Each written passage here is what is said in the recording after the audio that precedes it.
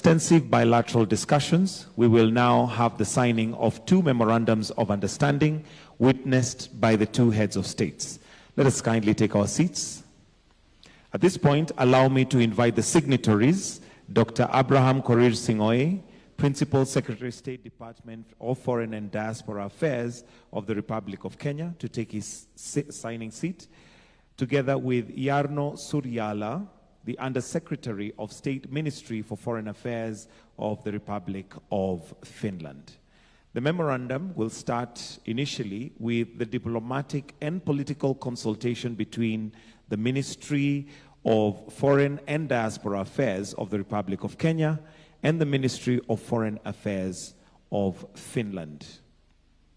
These memorandums of understanding are to guide the conduct and political and diplomatic consultations between Kenya and Finland.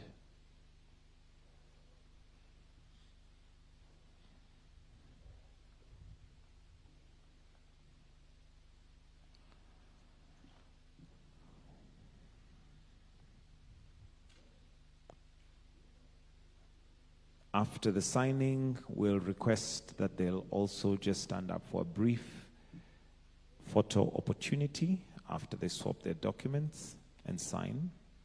Again, this is diplomatic and political consultations between the Ministry of Foreign Affairs and Diaspora Affairs of the Republic of Kenya and the Ministry of Foreign Affairs of Finland to guide the conduct and political and diplomatic consultations between the two countries.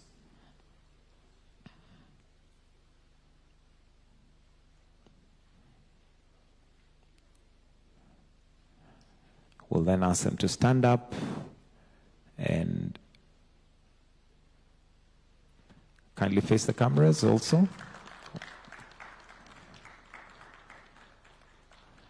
Thank you. We may withdraw those two. We have another memorandum of understanding, and it's by the two signatories, so you may take your seats.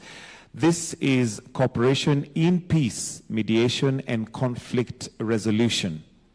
And these memorandums of understanding are to establish a framework for sharing knowledge and best practices in order to strengthen mutual capacity in peace mediation and conflict resolution between the two countries. Again, it's to establish a framework for sharing knowledge and best practices in order to strengthen mutual capacity in peace, mediation, and conflict resolution.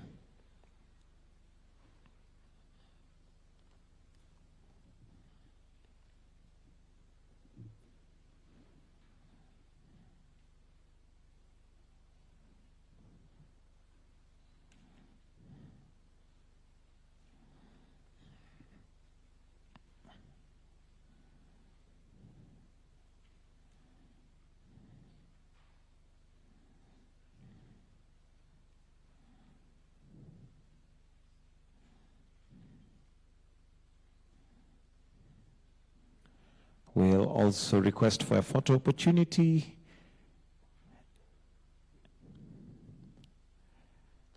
Wonderful. A warm clap. This far we have come.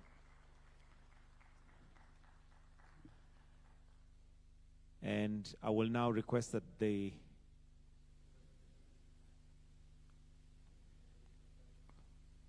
request that the signatories will now take their seats, and we request their excellencies to take their positions in the podium.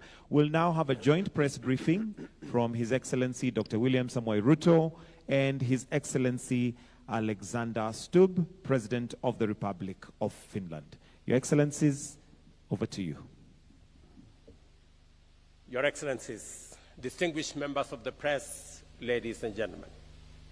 Today, I have the honor of welcoming His Excellency Alexander Stubb, the President of the Republic of Finland, and Her Excellency Susanne Ines Stubb, First Lady of the Republic of Finland, to Kenya on this historic first state visit by a Finnish president. Mr. President, I must, at the onset, thank you immensely for honoring my invitation to visit Kenya on this very important first ever state visit by a president from Finland. It underscores the immense relationship that exists between our two countries and will go a long way in cementing the stable foundation that has been set over the last 60 years by our two countries. Kenya deeply values its long-standing friendship with Finland, a key development partner in Europe and a steadfast supporter of our national ambitions. This inaugural visit, Mr. President, reflects the enduring friendship and strategic partnership between our two nations dating back to 1965. As we mark 60 years of diplomatic ties, we also celebrate the growth of a relationship rooted in shared democratic values and a joint commitment to a just, prosperous, and sustainable world. Finland's expertise in education, technology, renewable energy, and climate action aligns closely with Kenya's development priorities. We look forward to strengthening existing collaborations and exploring new opportunities to elevate our cooperation to a strategic level. We have just concluded a high-level bilateral discussions focused on deepening cooperation in education, health, renewable energy, trade, and investment, peace and security, and multilateral engagement, including in climate action. Kenya recognizes Finland's global leadership in education. We agreed to deepen collaboration to support Kenya's transition to a competence-based education system. A cooperation framework will soon be concluded, focusing on basic, technical, vocational, and higher education to equip our youth with the skills needed in a digital economy. During this visit, President Stubb will tour one of our technical training institutions to witness firsthand the transformative impact of technical and vocational training on our youth. We have witnessed the signing of 2 memoranda of understanding on political consultation and peace mediation and conflict resolution. Our respective teams will fast-track cooperation frameworks in education, tourism, and labor recruitment frameworks that will foster knowledge exchange. It will also foster skills development, institutional partnerships, and deeper people-to-people ties. We also discussed the importance of a robust health sector. I commended Finland's exemplary universal health care system and updated His Excellency the President on Kenya's progress under Taifa Care, our universal health coverage initiative. We agreed to share experiences and explore joint efforts to address health challenges and improve service delivery. Another key area of our engagement is trade and investment, and the need to expand it between our two countries. I welcome His Excellency's inclusion of a business delegation in this visit, which will participate in a Finland-Kenya business seminar. This underscores our shared commitment to deepening private sector engagement and unlocking mutually beneficial opportunities. Our two nations remain committed to the effective implementation of the Kenya-EU Economic Partnership Agreement, which came into force June last year. Our meetings also identified forestry as a key area of collaboration. I commended Finland for maintaining a forest cover of 75% of its land mass, and we will collaborate closely to draw on Finland's expertise as we pursue our ambition of achieving 30% forest cover by planting 15 billion trees by 2032. We equally look forward to learning from Finland's expertise in sustainable forest management, reforestation technology, biodiversity conservation, and balancing economic and environmental goals. At the multilateral level, we reaffirmed our shared commitment to a rules-based international order and fair, inclusive financing for sustainable development. We also pledged continued support for global climate action, and I briefed President Stubb on the outcomes of the Africa Climate Summit held in Nairobi in September 2023, including Africa's commitment to leading green energy transition. We recognize the alignment between Finland's climate diplomacy and Kenya's ambition to achieve 100% clean energy by 2030. We agreed to strengthen partnerships in climate-smart agriculture, renewable energy, and biodiversity conservation. In our discussions, we also addressed pressing global and regional security concerns.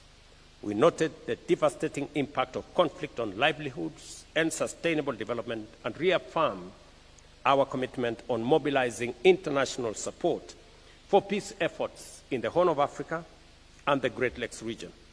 I also assured President Stubb of Kenya's continued advocacy for dialogue as a path to resolving the Russia-Ukraine conflict. As we embark on this historic first visit by a Finnish president to Kenya, we reaffirm our commitment to strengthening Kenya-Finland relations for the mutual benefit of our two peoples. Once again, I extend a very warm welcome to their excellencies and wish them a fruitful and memorable stay in Kenya. It is now my pleasure, ladies and gentlemen, to invite my guest, President Stubb, President of the Republic of Finland, to deliver his remarks. Mr. President.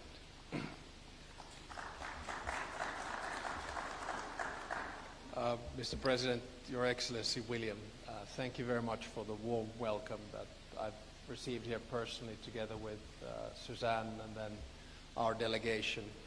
When I was told that this is actually the first state visit of a president of Finland, I was quite surprised because I had always felt that our relations had been quite close, whether it was about missionaries or 4,000 Kenyans living in Finland and the cooperation that we've had in so many fields. So when you suggested to me when we first met in Switzerland about a year ago that why don't you come over, I immediately said I'd love to come over, and it's been a great pleasure to be here.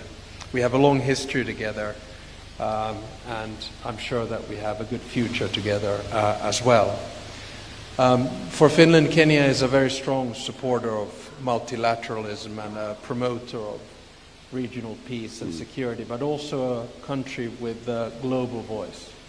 Whether it's Russia's war of aggression in Ukraine or whether it's issues in the Middle East, Kenya has always been one of those pillars of peace, and that's why I'm especially happy that we have signed the Memorandum of Understanding linked to peace mediation. Finland and Kenya, as I noted, have had long-term good relations, and we share, I think, building a multilateral world. Finland is a small country. We're 5.6 million. Compare that with Kenya, 56 million. I think we live in a world where the world order is changing. It'll take about 5 to 10 years for it to settle down, and there will be a set of key states which decide whether we tilt towards multilateral cooperation or perhaps a bit more multipolar transaction. And Kenya is certainly one of those countries. India, obviously, another one, or say Brazil in Latin America. So it's been a great privilege to listen to your analysis about the regional conflicts and how we can work common interests linked to peace and development together. In many ways, it's a paradox, I would argue, that in today's world where we need more cooperation than ever, we're actually seeing a diversification towards different types of transactional deals. We need to work together on the subjects that we discussed today: climate change, forestry, development, global health, technology, economy. And I'm sure that countries which might be far away but still in the same time zone will have many opportunities to cooperate together. And I don't say this just as a diplomatic nicety.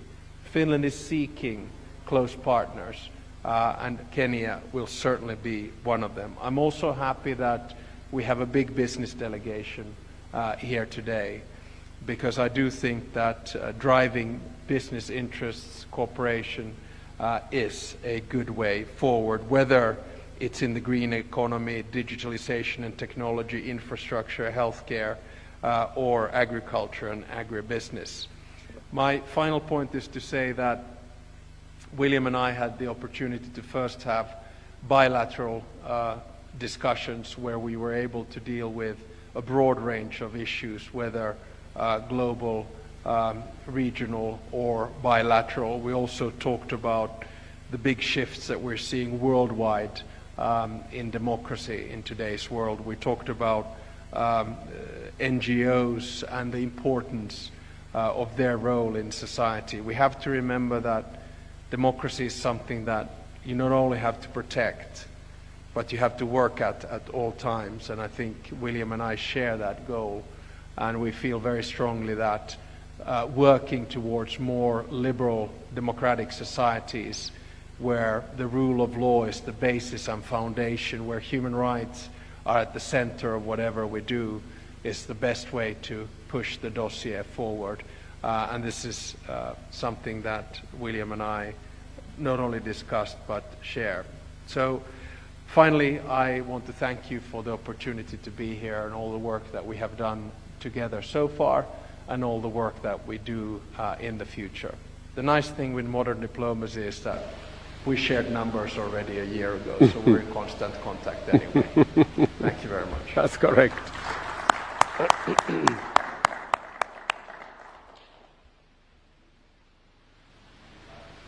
And that brings us to the end of the joint press briefing from the two heads of state. Do they have any questions? And they have given us time for questions. So if we have any questions, we'll take a few. Remember to mention your name, the media house you represent, and let's try and keep the questions as tight as possible. Over to the questions. Anybody with a question, kindly just raise up your hand. We'll have a microphone brought to you. Yeah, thank you for that. I'm Steve Otieno for the Daily Nation here in Kenya. On the partnership deal with education, some 2 years ago we had a few Kenyan students who had gone to universities in Finland, and there was a delay or a hitch in the payment of their school fees. They ended up really stranded far away in Finland. So will you expect to see a bit better handling of them next time when such a scenario happens? I understand also Finland, until recently you were non-allied to NATO, but you did so when Moscow went to Kyiv, and we saw the Finnish people a bit happy, and you are also trying to help us with regional stability. What are some of the key lessons you're going to learn from you, especially going by your good army, with the long border you share with Russia? Thank you. Sure. I mean, two very good questions, rather diverse. On the first one, I don't know the specific case, but of course, anytime there are delays in students entering Finland, I find that to be quite unfortunate. Fortunately, we have a very good university system which attracts a lot of students, and I would hope, of course, that in the future we get more Kenyan students as well. But any kind of delays, and hopefully students not getting stranded, in my mind is unacceptable. On the second question, indeed, in today's world, we live in turbulent times, in a time when the world order is changing. And we felt in Finland, which has a 1,340 kilometer long border with Russia, that it's always good to have friends. Now, after the Cold War ended, we joined the European Union, which became our values base. But we did not join NATO at the time for a number of reasons. But I think the Finnish people felt that when Russia and Putin aggressively attacked Ukraine on the 24th of February 2022, we had to join an alliance. So NATO membership previously in opinion polls was 50 against 20 in favor. And in an opinion poll over 3 nights, the 23rd, 24th, and 25th of February in 2022, it reversed. And now we're talking about support figures for NATO between 70 and 80%. So there was this feeling that we had experienced a similar attack from the Soviet Union in 1939, 1944. So there's a close emotional attachment to what Ukraine was undergoing. After World War II, we retained our independence, but we lost our sovereignty and 10% of our territory. And we don't want the same thing to happen for Ukraine. Are there any lessons? I think conflicts are quite different depending on where you are. They all have their own DNA. But there's one lesson I think generally that we have learned throughout our history is that in order for you to be able to live in peace and prevent war, you have to prepare for it. There's a reason why we have obligatory military service and 900,000 men and women who've done it. And there's a reason why we have 280,000 men and women in reserves and one of the largest militaries in Europe. And as I always say, the reason is not Sweden. The reason is Russia.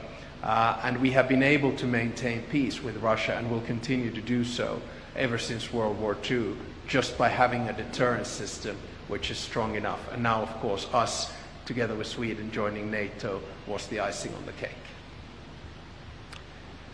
On the first question, on matters to do with education and some of the Kenyan students who unfortunately got stranded in Finland, I'm happy that there was eventually, it was a very unfortunate situation, and some officials in Kenya are undergoing accountability mechanisms to make sure that whatever happened to those students, whoever was involved, are held to account.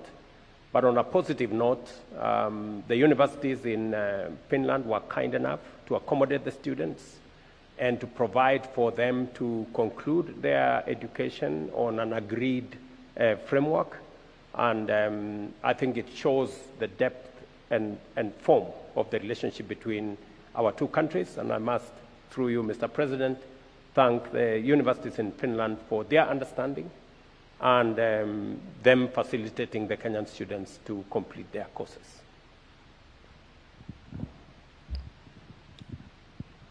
Hello, I'm Eva Eronen from YLA Finnish Broadcasting Company. According to rights groups, dozens of people were killed during last year's protest, and also there have been enforced disappearances and many are still missing. Your Excellency, President William Ruto, what is the Kenyan government doing to ensure such violations will not happen again? Thank you very much for asking that question. I know that it will be a subject of discussion between my guests here with members of the civil society and other members of the Kenyan society. The statistics are arguable this way or the other way, but that does not take away from the issues that have been raised around what happened on the dates you have mentioned. There are 3 things that I can speak to it. Number 1 is that there is an accountability mechanism to make sure that that situation is attended to and a proper accountability mechanism is put in place. That's number 1. Number 2 is the fact that I undertook to the country that being a democracy, and robustly so, that Kenyans must not, as has happened in the past, where Kenyans disappeared and their bodies were found in all manner of places, that will not happen under my administration. And all the people who disappeared or who were abducted in what you said, all of them have been brought back to their families and to their homes. And I have given clarity and firm instructions that nothing of that kind of nature will happen again. And that it was my commitment as I became president that extrajudicial disappearances of Kenyans will not be part of what we are doing as a nation. Additionally, we have taken proactive steps. My first assignment when I became president was to extend the independence of our investigative agencies, including the police, give them financial autonomy, give them operational autonomy that is guaranteed in the Constitution, and we have since transferred the budget from the Office of the President for the police to the Police Service Commission, and the Inspector General of the Police is now solely responsible for matters operation, for matters finances, and that my office has now nothing to do with the operations, the financing of police activities, to give them independence. Secondly, is to enhance the independence of the judiciary by making sure that we expand the budget for the judiciary, make sure that whatever other interventions that are necessary to make sure that our judiciary is independent and can function at an optimal level, including what Cabinet approved a few weeks ago to make sure that judges have a proper retirement package that also ensures that they have transportation and other benefits that initially were not available to them, as part of my push to make sure that the judiciary is independent and is capacitated to be able to discharge their responsibility as part of checks and balances between the different arms of government. I think we'll take a final question.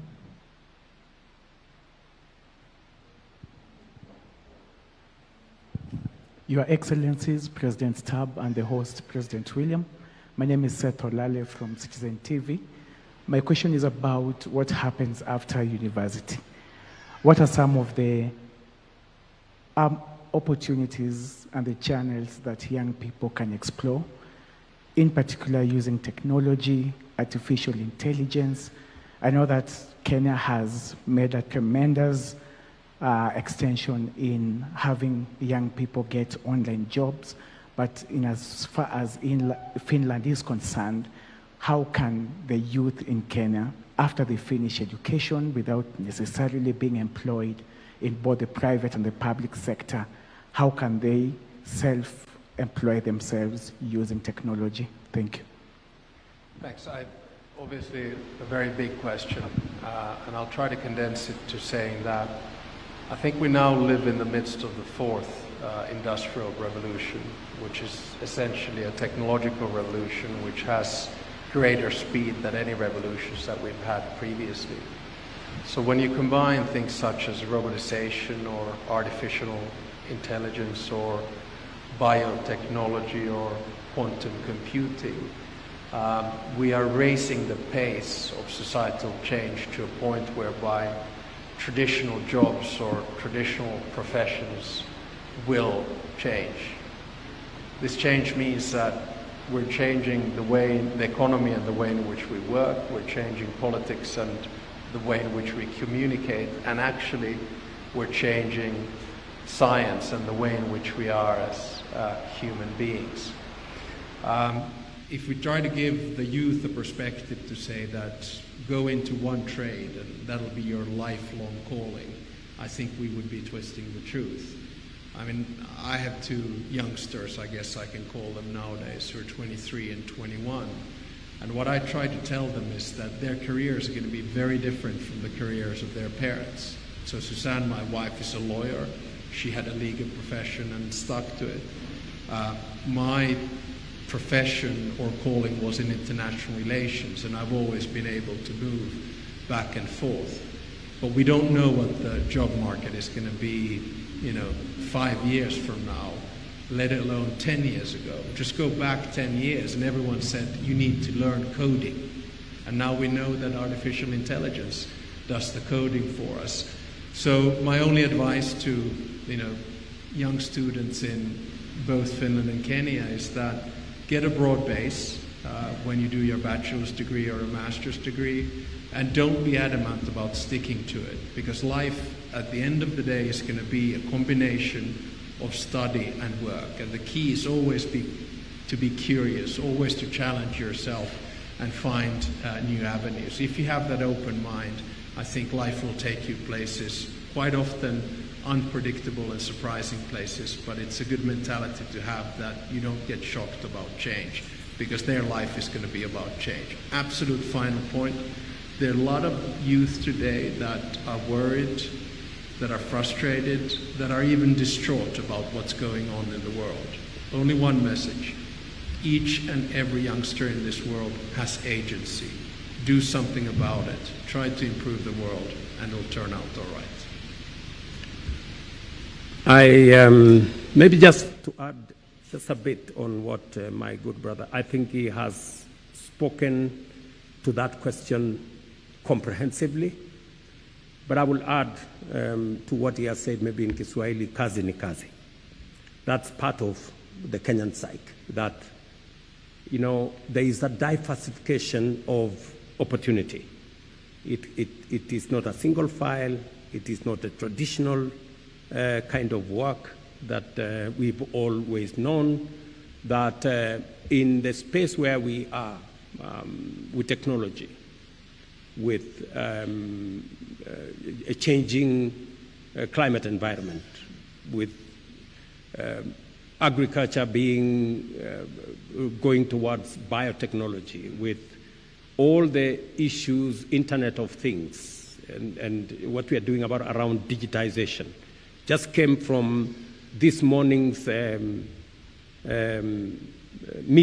bilateral meeting between the EU and Kenya.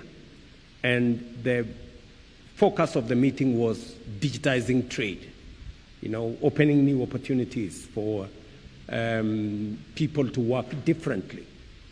And it is the reason why, as government of Kenya, we've been trying to diversify opportunities for young people, to give them an array of opportunities, whether it is in our housing program, in our markets, in agro-processing, value addition, in our special economic zones and the agricultural sector, or going all the way to the expanded digital footprint around the country, internet footprint that provides digital jobs, digital opportunities going into digital commerce, and what people can do on the internet, you know, be able to sell wares, be able to sell stuff, be able to work on a digital space, or even labor mobility, giving more young people opportunities to work, not just around their villages, not in the towns they are familiar to, not in Kenya possibly, but working elsewhere